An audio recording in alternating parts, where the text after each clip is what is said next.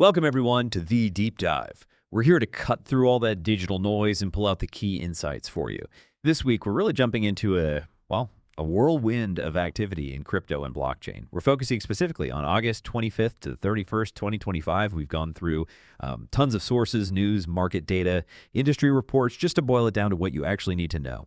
Our goal today, simple, help you quickly grasp the biggest shifts and maybe some surprising facts from this space. Moves so fast, right? Is crypto finally settling, or is this just a new kind of evolution? Okay, let's unpack this. Yeah, and that word evolution, I think that's exactly right.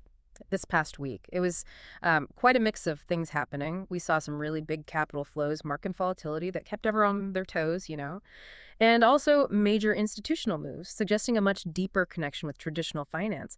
But it wasn't all numbers. There was even this surprising pop culture crossover. It really feels like digital assets are becoming, well, everywhere. What's fascinating here is understanding all of these different threads isn't just about price charts.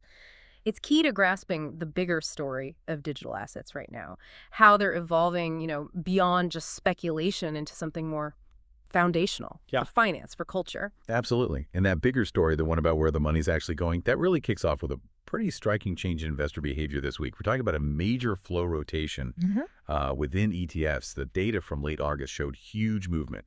Bitcoin spot ETFs, the funds letting you invest in Bitcoin without holding it directly, they saw net outflows over $1 billion for the week. $1 billion. That's a huge chunk of change leaving the main digital asset. Definitely made some headlines. Right, but here's the flip side, the thing that really underlines this shift.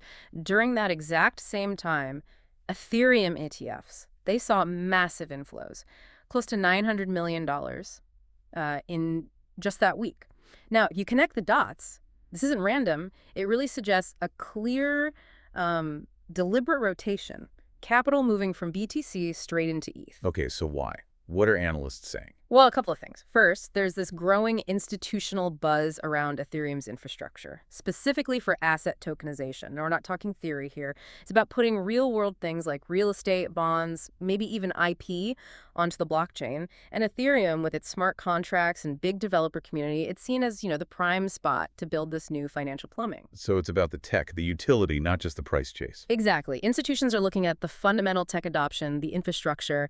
Interesting. So while Ethereum is getting all this institutional love and cash, Bitcoin had a rougher ride.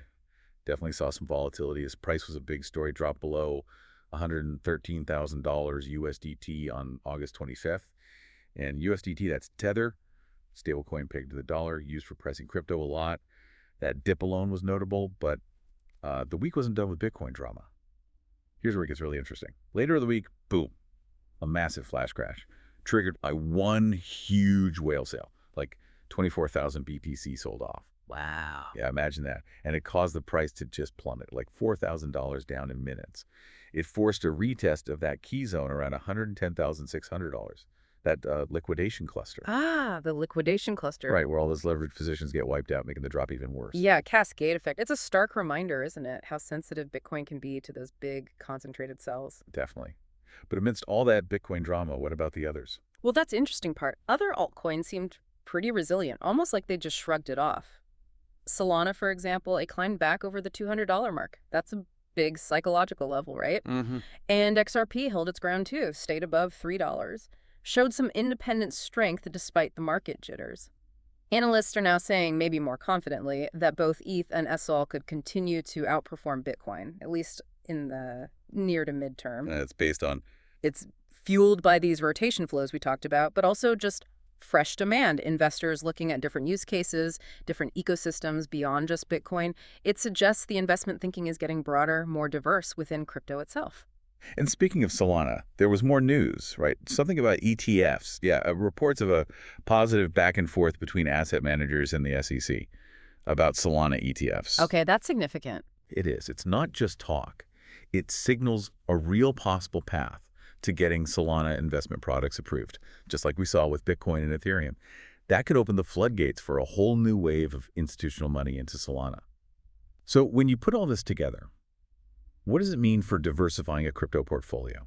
For institutions, sure, but for regular investors too. Right. Are we really moving past just Bitcoin or bust?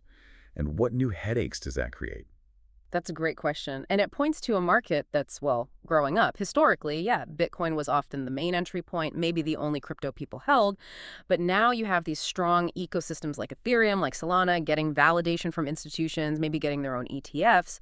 Investors now have to think about diversification within crypto. Right. Not just crypto versus stocks, but ETH versus SOL versus BTC. Exactly. Evaluating the unique value of each chain. Is it smart contracts? Is it speed? Scalability? Other stuff. It brings a level of sophistication we usually see in traditional markets, where you don't put all your eggs in one stock basket. It's good for the industry's growth, definitely. Yeah. But it also means, investors need to do more homework, understand the different risks and rewards. That's a perfect transition, actually, because it's not just investors diversifying within crypto. Yeah. Traditional finance isn't just watching anymore. They're actively getting involved. We saw a really huge move from Japan this week. Japan Post Bank, the country's biggest deposit holder.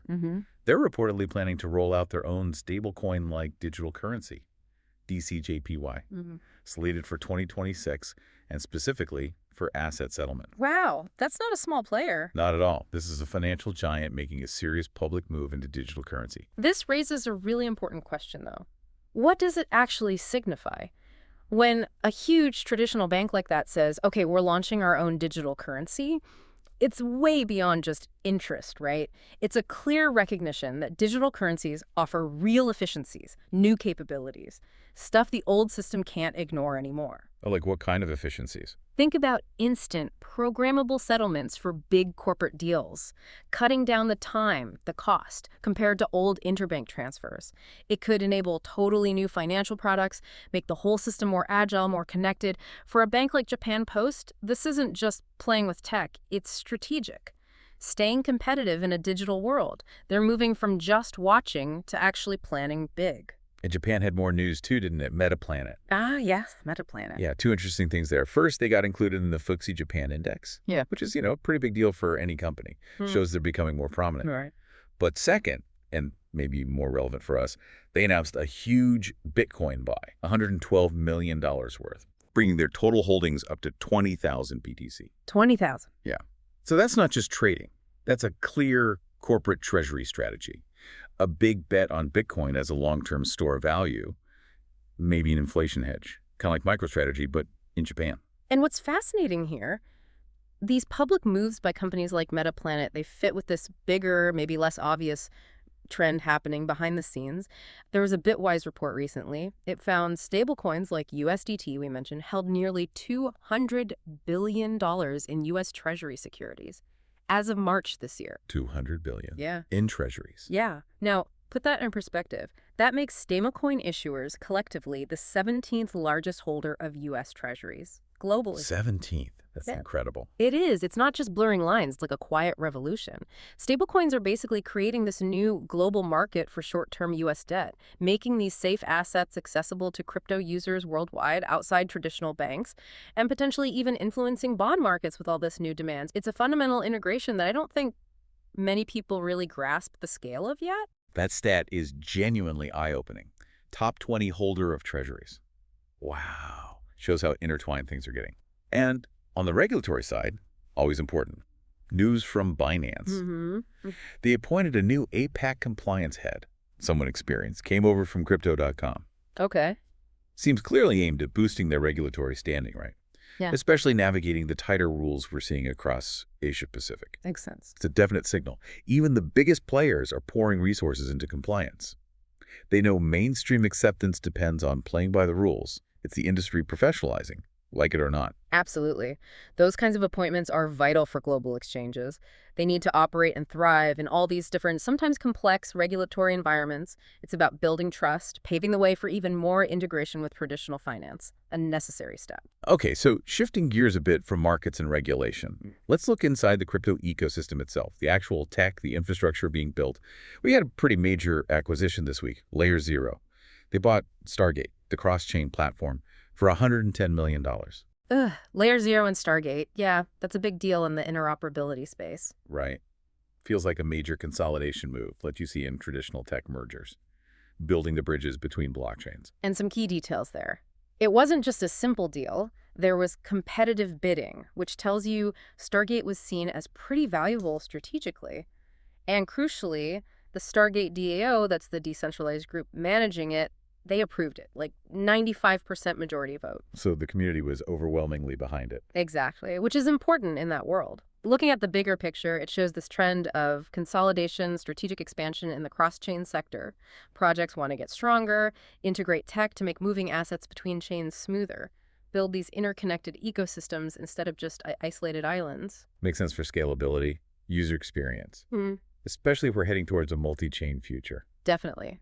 That kind of consolidation is often a sign of a maturing industry, trying to get more efficient, easier for people to use.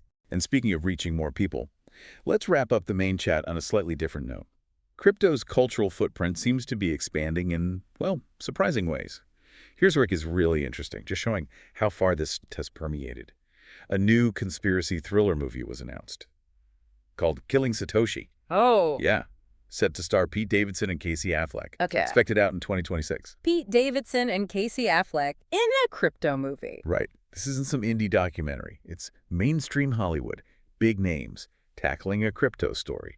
What does that tell you when Satoshi's mystery becomes a movie plot? That's actually a fantastic point. It's not just finance news anymore, is it? Or just for tech folks. Crypto is literally bleeding into mainstream entertainment. It shows this growing cultural awareness. You just can't ignore it. When major actors, major studios are putting millions into stories about digital assets, it means the ideas, the drama, the mystery of it all, it's hitting a wider audience. Yeah, the whole Satoshi Nakamoto enigma. Exactly. It's gone from internet folklore to this modern myth, perfect for a movie. And it's not just about the tech, right? It's about identity, anonymity, power, decentralization, the future of money. These are big universal themes. It makes the abstract feel more real, more relatable, definitely more dramatic for millions who might never even own crypto. It really signifies a shift, I think. How society sees and maybe starts to integrate these ideas into its, collective consciousness. What a week. Seriously dynamic, fascinating stuff across the board. We covered those huge capital shifts, Bitcoin outflows, big Ethereum inflows. We saw traditional finance deepening its integration, like Japan post-banks move and stablecoins becoming massive treasury holders. And then, the cultural footprint expanding all the way to Hollywood. So you've just got this curated snapshot of a really active week. We've cut through the noise to focus on what truly matters. And reflecting on all that, it does raise an important question maybe for you to think about after this. How might all this increasing institutional adoption combine with this growing presence in pop culture? How might that fundamentally reshape things? Not just finance, not just our idea of value, but maybe the fabric of our everyday lives in the next few years. Will we look back at this period, maybe even this week, as the time the digital assets really broke out of their niche and became truly mainstream? Definitely something to ponder as these trends keep accelerating. Thanks so much for joining us on this deep dive into the wild world of crypto and blockchain. We really encourage you to keep exploring these stories, understanding their impact. Until next time.